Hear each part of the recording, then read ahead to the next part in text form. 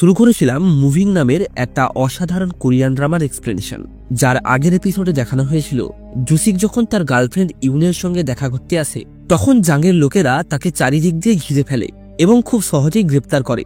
আর এখান থেকেই শুরু হয় সিরিজের তৃতীয় পর্ব, যেখানে আমাদের ডংয়ের পাস্ট দেখানো হয়। ডংয়ের মধ্যে যেহেতু হিলিং পাওয়ার রয়েছে, তাই তার শরীরে আসা যে কোনো ক্ষত খুব সহজেই ভালো হয়ে যেত, আর এই কারণেই তাকে সবাই মনস্টার বলে ডাকত। একদিন একটা বারে গিয়ে ডংয়ের গ্যাং এবং অন্য একটা গ্যাংয়ের মধ্যে ঝামেলা শুরু হয়। এই ঝামেলার একটা পর্যায়ে ডং উত্তেজিত হয়ে সেই গ্যাংয়ের সবাইকে একাই পিটিয়ে ছাতু করে দেয়। এরপর ডং যখন ওই গ্যাংয়ের লিডারকে বার ছেড়ে চলে যেতে বলে, লোকটি বলে, তুমি জানো আমি কে? আমি তোমার এমন হাল করব যেটা তুমি কখনো কল্পনাও করতে পারবে না। ডং তখন একটা ছুরি নিজের পেটে গেঁথে পেটটাকে চিরে ফেলে, যা দেখা মাত্রই ওই ব্যক্তি ভয় পেয়ে সেখান থেকে দ্রুত পালিয়ে যায়। কয়েক মাস পর ডং তার বস এবং বন্ধুদের সঙ্গে বসে খাবার খাচ্ছিল, তবে হঠাৎ করেই তারা সবাই অজ্ঞান হয়ে যায়। জ্ঞান ফিরলেই ডং তার সামনে সেই গ্যাংস্টারকে দেখতে পায়। সে তাদেরকে দড়ি দিয়ে গাড়ির সঙ্গে বেঁধে রেখেছে। আসলে ডংয়ের বন্ধু মিঙ্কি তাদের সঙ্গে বিশ্বাসঘাতকতা করেছে। এরপর ওই গ্যাংস্টার ডং সহ সেই গাড়িটাকে সমুদ্রের মধ্যে ফেলে দেয়। ডং অনেক প্রচেষ্টার পরে ওই গাড়িটা থেকে নিজেকে মুক্ত করে এবং জলের ওপরে উঠে আসে। এরপর সে রেগে গিয়ে ওই গ্যাংয়ের সবাইকেই খুব বাজেভাবে মারতে শুরু করে। মিঙ্কি হাত জড়ো করে ডংয়ের কাছে প্রাণ ভিক্ষা চায়। বন্ধুত্বের খাতিরে ডং তাকে না মারলেও তার মুখটা চিরে দেয়। এইসব ঝামেলা মেটার পর ডং ঠিক করে এই সব কিছু ছেড়ে ছুড়ে সে দূরে কোনো এক জায়গায় বাড়ি ভাড়া নিয়ে থাকবে। তবে তার কাছে বাড়ি ভাড়া দেওয়ার পয়সাটুকুও ছিল না। ডং তখন একটা বুদ্ধি বের করে। সে ইচ্ছে করেই চলন্ত গাড়ির সামনে শুয়ে পড়ত, আর গাড়িতে ধাক্কা খাওয়ার কারণে গাড়ির ড্রাইভাররা বাধ্য হতো ডংকে ক্ষতিপূরণ দিতে। আর ডং সেই টাকা দিয়েই একটা বাড়ি ভাড়া নিয়ে থাকতে শুরু করে। এভাবেই একদিন হাঁটতে হাঁটতে ডং তার বাড়ি থেকে বেশ কিছুটা দূরে চলে আসায় বাড়ি ফেরার রাস্তা খুঁজে পাচ্ছিল না। তখনই সেখানে জিহি নামের একটা মেয়ে আসে। সে ডংকে একটা চার্চের ক্রস দেখিয়ে বলে, এটা ফলো করে সামনে এগিয়ে যাও, তাহলে তুমি একটা সুপার মার্কেটে পৌঁছে যাবে, আর সেখান থেকে তুমি খুব সহজেই তোমার বাড়ি পৌঁছে যাবে। তবে ডং অনেক চেষ্টা করার পরেও রাস্তাটা খুঁজে পায় না। এরপর মেয়েটি যখন আবারও সেই জায়গাতে আসে, সে দেখতে পায় ডং তখনও সেখানেই দাঁড়িয়ে আছে। ডং কাঁদতে কাঁদতে মেয়েটাকে বলে, আমি রাস্তা হারিয়ে ফেলেছি। জিহি তখন ডংকে তার স্কুটিতে করে বাড়ি পৌঁছে দেয়। জিহি আসলে একজন কফি ডেলিভারি গার্ল। সে ক্লায়েন্টদের বাড়িতে গিয়ে তাদেরকে কফি বানিয়ে খাওয়ায়। ডং জিহিকে তার কম্পার্টমেন্টে আগেও বেশ কয়েকবার দেখেছে। সে মনে মনে তাকে পছন্দও করে। ডং এরপর থেকেই ওই রেস্টুরেন্টে কফি অর্ডার দিতে শুরু করে, যার কারণে জিহিকে বারবার তার রুমে আসতে হতো। আর এর থেকেই তাদের মধ্যে একটা ভালো সম্পর্ক তৈরি হয়। এরপর একদিন ডং যখন বাইরে থেকে রুমে ফিরছিল, তখন সে একটা রুমের ভেতর থেকে কিছু চিৎকার শুনতে পায়। তবে সে এই সবকিছুকে ইগনোর করে নিজের রুমে ফিরে যায়। আমরা দেখতে পাই জিহি ওই রুমের ভেতরে কফি ডেলিভারি করতে এসেছিল, তবে লোকগুলি তার সঙ্গে অসভ্যতামি করায় সে তাদের হাত থেকে বাঁচার জন্যই চিৎকার করছিল। ঠিক তখনই দেওয়ালে ভীষণ আওয়াজ হতে শুরু করে, আর দেখতে দেখতেই ডং রুমের দেওয়ালটাকে ভেঙে রুমে প্রবেশ করে। ডং ওই লোকগুলোকে প্রচুর মারধর করে এবং একটা রুমের ভেতরে আটকে রাখে। কিছুক্ষণ পর সেই লোকগুলোকে ছাড়ানোর জন্য আরো কিছু গুন্ডা সেখানে আসে, তবে ডং মুহূর্তের মধ্যেই তাদের সবাইকে মেরে ফেলে। এরপর মিঙ্কি সেখানে তার পুরো গ্যাং নিয়ে চলে আসে। ডং এত লোক দেখে বাধ্য হয়েই সেখান থেকে পালাতে শুরু করে। এখানে আমরা জুসিক এবং জাংকেও দেখতে পাই। তারা এখানে এসেছে ডংয়ের অ্যাবিলিটি দেখার জন্য, কারণ তারা তাদের সুপার হিউম্যান আর্মিতে ডংকে নিতে চায়। ওদিকে ডং পালাতে পালাতে তার সামনে জিহি চলে আসে। সে ডংকে স্কুটিতে চাপতে বলে, তবে ডং কোনো মতেই তার স্কুটিতে চাপতে রাজি হয় না, কারণ সে যদি জিহির স্কুটিতে চাপে তাহলে তার সঙ্গে জিহিও বিপদে পড়বে। আর এদিকে জিহি ভাবছে তার জন্যই লোকগুলি ডংকে তাড়া করছে, তাই সে চেঁচিয়ে লোকগুলিকে বলে, আমি ওর গার্লফ্রেন্ড, তোমরা ওকে ছেড়ে দাও। তাই ডং আর কোনো উপায় না পেয়ে জিহির স্কুটিতে বসে সেখান থেকে পালিয়ে যায়। তবে হঠাৎ করেই একটা গাড়ি সামনে থেকে তাদের স্কুটিতে ধাক্কা মারে। জং জিহিকে ভালো করে জড়িয়ে ধরে যাতে তার কোনো আঘাত না লাগে। জিহির আঘাত না লাগলেও সে অজ্ঞান হয়ে যায়। তবে ওই গাড়িটা আবারও ডংয়ের দিকে ধেয়ে আসতে থাকে। ডং দৌড়ে গিয়ে ওই গাড়িটার কাঁচ ভেঙে দেয় এবং ওই গাড়িটা ডংকে নিয়ে একটা খাদে পড়ে যায়। এত উঁচু থেকে নিচে পড়ার কারণে ডং খুব বাজেভাবে আহত হয়। ঠিক তখনই সেখানে মিঙ্কি চলে আসে। সে যখন ডংকে মারতেই যাবে, ঠিক তখনই পেছন থেকে কেউ একজন তাকে গুলি করে মেরে ফেলে। আর ডং আকাশে তাকালে সে জুসিককে দেখতে পায়। এর ঠিক 6 মাস পর ডংকে ন্যাশনাল সিকিউরিটি এজেন্সির টিমে জয়েন করানো হয়।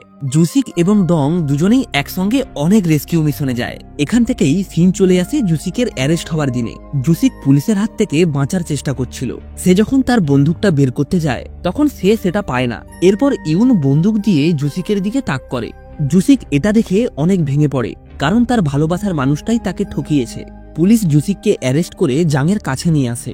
জাং তাকে বলে আমাকে মিশনের রিপোর্ট দাও, তবে জুসিক তাকে কোনো রিপোর্ট দেয় না এবং বলে আমি এই এজেন্সি ছেড়ে দেব। এটা বলেই সেখানে থাকা সবাইকে সে পিটিয়ে আহত করে দেয় এবং জাংয়ের মাথায় বন্দুক ঠেকিয়ে তাকে বাইরে নিয়ে আসে। নিচে তাদের দেখে অনেক মানুষ জড়ো হয় আর তাদের মধ্যে ইউনও ছিল। জুসিক ইউনের দিকে গুলি চালায়, তবে ডং ইউনের সামনে এসে তাকে বাঁচিয়ে নেয়। আসলে এই সবকিছুই জুসিকেরই প্ল্যান ছিল। সে ইউনকে বিয়ে করে সুখী জীবন কাটাতে চেয়েছিল, তবে সে ভালোভাবেই জানতো এই এজেন্সি তার পিছু ছাড়বে না। তাই সিক্রেট মিশনে যাওয়ার আগে সে তার প্ল্যানটা ডংকে জানায়। এরপর সে রিস্ক নিয়ে ইউনের সঙ্গে দেখা করতে আসে এবং নিজেই ইউনকে বলে বন্দুকটা নিয়ে তার দিকে তাক করতে। আর সে সবার সামনে ইউনের ওপর গুলি চালিয়েছে এই কারণেই যাতে সবাই মনে করে তাদের মধ্যে কোনো সম্পর্ক নেই। জুসিকের পর জাংকে নিয়ে সেখান থেকে চলে যায়। পরদিন পুলিশ জাংকে একটা গাছের উপরে দেখতে পায়, তবে তারা জুসিককে কোথাও খুঁজে পায় না। কয়েক মাস পর জুসিক আবারও ইউনের কাছে আসে এবং তাকে নিয়ে অনেক দূরে চলে যায়। তারা অনেক সুখী ছিল। দেখতে দেখতেই ইউনের কোল আলো করে জন্ম নেয় কিম। তারা জীবনযাপনের জন্য আপেল চাষ করত। কিছুদিনের মধ্যেই জুসিক এবং ইউন বুঝতে পারে কিমের মধ্যেও ঠিক তাদের মতনই সুপার পাওয়ার রয়েছে। এরপর একদিন রেহুক নামের এক ব্যক্তি জুসিকের কাছে আসে আপেল কিনতে, আর ওই ব্যক্তি হলো বর্তমান সময়ে কিমের স্কুলের প্রিন্সিপাল। পরের দিন রাত্রিবেলায় ইউন তার অ্যাবিলিটি দিয়ে বুঝতে পারে অনেক লোক একসঙ্গে তাদের বাড়ির দিকে এগিয়ে আসছে, অর্থাৎ আর্মিরা তাদের বাড়িটাকে চারিদিক দিয়ে ঘিরে ফেলেছে। জুসিক ইউনকে বলে তুমি কিমকে নিয়ে পেছনের দরজা থেকে পালিয়ে যাও, আর ততক্ষণ আমি সবাইকে ব্যস্ত রাখবো। ইউন জুসিককে কোনোভাবেই একা ছেড়ে যেতে রাজি হয় না। জুসিক বলে আমরা সবাই কোনোভাবেই এখান থেকে একসঙ্গে বেরোতে পারবো না, তোমরা যাও, আমি ঠিক চলে আসবো। কিমের কথা ভেবে ইউন জুসিকের কথা মানতে রাজি হয়। এরপর জুসিক আর্মিদের সঙ্গে যুদ্ধ শুরু করে এবং তাদেরকে বাড়ি থেকে অনেক দূরে নিয়ে যায়। এই সুযোগেই ইউন কিমকে নিয়ে কোনো রকমেই সেখান থেকে পালিয়ে যায়। ইউন চলে যাওয়ার কিছুক্ষণ পরেই জুসিক আর্মিদের কাছে স্যারেন্ডার করে। অন্যদিকে ইউন তার ছেলেকে নিয়ে সবার চোখের আড়ালে একটা নির্জন জায়গায় থাকতে শুরু করে, যাতে তার ছেলের মধ্যেও যে সুপার পাওয়ার রয়েছে সেটা কেউ জানতে না পারে। অন্যদিকে ডং জিহিকে বিয়ে করে নেয় এবং বাকি 5টা সাধারণ মানুষের মতো একটা কোম্পানিতে জব করতে শুরু করে, আর দিনের বাকি সময়টা সে তার স্ত্রীর সঙ্গেই কাটাতো।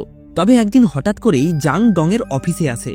সে বলে এই অফিসে বসে কাজ তোমাকে স্যুট করে না, তুমি যদি চাও তাহলে আমার এজেন্সিতে আবারও জয়েন করতে পারো, তোমার জন্য এজেন্সির দরজা সবসময় খোলা রয়েছে। ডং অনেক ভাবার পরে অবশেষে সে এজেন্সিতে জয়েন করার সিদ্ধান্ত নেয়। এরপর থেকেই ডংকে আর্মিদের সঙ্গে বিভিন্ন মিশনে পাঠানো হতো, যার কারণে ডং মাসের পর মাস বাড়ির বাইরে থাকতো। এর ফলে জিহি বাড়িতে একদম একা হয়ে পড়ে। অন্যদিকে আর্মিদের সঙ্গে এক সুপার হিউম্যানের যুদ্ধ লেগে যায়। লোকটির গায়ে ছিল অসম্ভব শক্তি। সে বিশাল বড় বড় পাথর খুব সহজেই ওপর থেকে নিচে ফেলে দিচ্ছিল, যার কারণে অনেক আর্মি ওই পাথর চাপা পড়ে মারা যায়। একই সাথেই লোকটা এত দ্রুত দৌড়াতো যে ডং কোনোভাবেই তার সঙ্গে পেরে উঠছিল না। ওই ব্যক্তি ডংকে আহত করে সেখান থেকে পালিয়ে যায়। এই মিশনের পর ডং বাড়ি ফিরে আসে। এরপর তার মেয়ে জং এর জন্ম হয়। এদিকে ডং এর সঙ্গে সুপার হিউম্যান টিমে ব্রাঙ্ক, নাজু ও চিনচেন জয়েন করে। তবে এর মধ্যেই একটা দুর্ঘটনা ঘটে। ডং এর স্ত্রী জিহি এবং মেয়ে জং এর অ্যাক্সিডেন্ট হয়। এই অ্যাক্সিডেন্টে জং বেঁচে গেলেও তার মা মারা যায়। ডং জিহির মৃত্যুতে অনেক কষ্ট পায়। জিহি আর বেঁচে নেই। এদিকে ডংকে প্রায় রেস্কিউ মিশনে যেতে হতো, যার কারণে জং অনেক একা হয়ে পড়ে।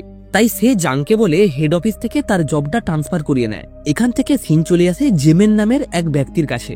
জেমেন একটু বোকা টাইপের মানুষ। সে আসলে লিয়ের বাবা। লিয়ের স্কুল থেকে ফেরার সময় হয়ে যাওয়ায় জেমেন দ্রুত তাকে আনতে যাওয়ার জন্য জোরে দৌড়াতে শুরু করে। তবে সে যে গতিতে ছুটছিল সেটা কোনো সাধারণ মানুষের পক্ষে সম্ভব নয়, অর্থাৎ জেমেনও একজন সুপার হিউম্যান। জেমেন স্কুলে গিয়ে লিকে একটা শার্ট দেয়, তবে লি সেটা নেয় না, কারণ সে তার বাবাকে পছন্দ করে না। আসলে 3 বছর আগে যখন লি একদম ছোট ছিল তখন জেমেনের সঙ্গে এক ব্যক্তির ঝামেলা হয়, যার কারণে ওই ব্যক্তি গুরুতরভাবে আহত হয়। ফলে পুলিশ জেমেনকে জেলে ধরে নিয়ে যায়। ছোটবেলা থেকেই লি যেহেতু তার বাবার ভালোবাসা পায়নি, তাই তার বাবা কেমন মানুষ সেটা সে জানতেই পারেনি। এই কারণেই তাদের মধ্যে বন্ডিংটাও ঠিকঠাক হয়ে ওঠেনি। তবে সময়ের সাথে সাথেই তাদের সম্পর্কটা আগের থেকে অনেক ভালো হয়েছে। এরপর একদিন ওই এলাকার সমস্ত দোকানদাররা তাদেরকে সিকিউরিটি দেওয়ার আবেদন জানিয়ে সরকারের বিরুদ্ধে আন্দোলন করে। এই আন্দোলনে লিয়ের মাও উপস্থিত ছিল। তবে সে জেমেনকে এই আন্দোলনে আসতে বারণ করে, কারণ জেমেন যেহেতু একটু বোকা প্রকৃতির মানুষ, তাই সে যে কোনো মুহূর্তে বিপদে পড়তে পারে। আন্দোলন চরম পর্যায়ে পৌঁছালে পুলিশ বাধ্য হয়েই তাদের উপর লাঠিচার্জ করতে শুরু করে এবং একই সাথেই অনেককে গ্রেপ্তারও করে। অন্যদিকে রাত যত বাড়তে থাকে ততই জেমেনের চিন্তাও বাড়তে থাকে। তাই সে বাধ্য হয়েই লিকে বাড়িতে রেখে তার স্ত্রীকে খোঁজার জন্য ওই স্পটে চলে আসে। আর সেখানে সে দেখতে পায় পুলিশ তার স্ত্রীকে গ্রেপ্তার করে নিয়ে যাচ্ছে। তাই সে আর কোনো কিছু না ভেবেই পুলিশের সঙ্গে লড়াই শুরু করে। তার মধ্যে থাকা সুপার পাওয়ার দেখে সবাই অবাক হয়ে যায়। পুলিশ তাকে আটকানোর জন্য তার উপর ওয়াটার গান প্রয়োগ করে। তার স্ত্রী তাকে বলে, বাড়িতে আমাদের ছেলে একা আছে, তুমি দয়া করে এখান থেকে চলে যাও। এভাবেই অনেকক্ষণ বোঝানোর পরে জেমেন এক লাফ দিয়ে সেখান থেকে পালিয়ে যায় এবং একটা ম্যানহোলে লুকিয়ে পড়ে। জেমেনকে ধরার জন্য ডংকে ডেকে পাঠানো হয়। এখন আপনাদের কি মনে হয়, দুই সুপার হিরোর মধ্যে লড়াই হলে কে জিতবে, ডং নাকি জেমেন? এটাই দেখবো আমরা পরের এপিসোডে। তাহলে আজ এই অবধি, দেখা হচ্ছে নেক্সট ভিডিওতে এই সিরিজের লাস্ট পার্ট নিয়ে।